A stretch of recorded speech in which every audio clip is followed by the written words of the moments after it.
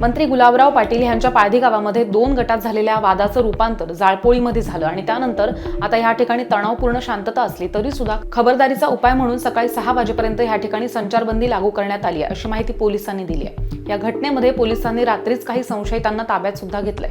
गावामध्ये शांतता आहे आणि कुणीही अफवांवरती विश्वास ठेवू नये असं आवाहन पोलिसांनी केलंय। अंतर्गत वादातनं 2 गटामध्ये वाद झालाय असं सुद्धा पोलिसांनी सांगितलंय।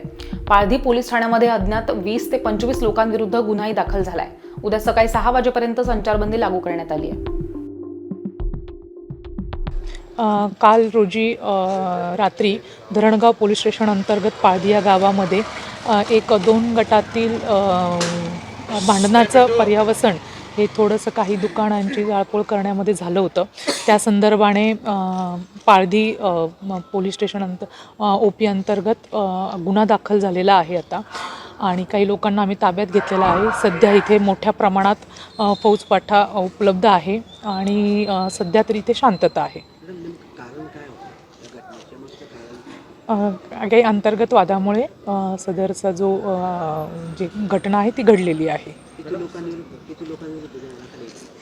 सध्या तरी आम्ही ज्या अज्ञात आहेत अशा 20 ते 25 लोकांविरोधात सध्या गुन्हा दाखल केलेला आहे। गावात शांतता राहावी म्हणून सध्या उद्या 6 वाजेपर्यंत सकाळी 6 वाजेपर्यंत संचारबंदी लागू केलेली आहे।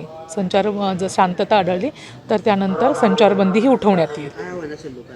लोकांना हेच आव्हान असेल की आपण गावामध्ये शांतता राखावी, कायदा व सुव्यवस्थेचा कुठलाही प्रश्न हा निर्माण होणार नाही आपलं असं वर्तन नसावं, तसेच कायदा व सुव्यवस्था कृपा करून हातात घेऊ नये।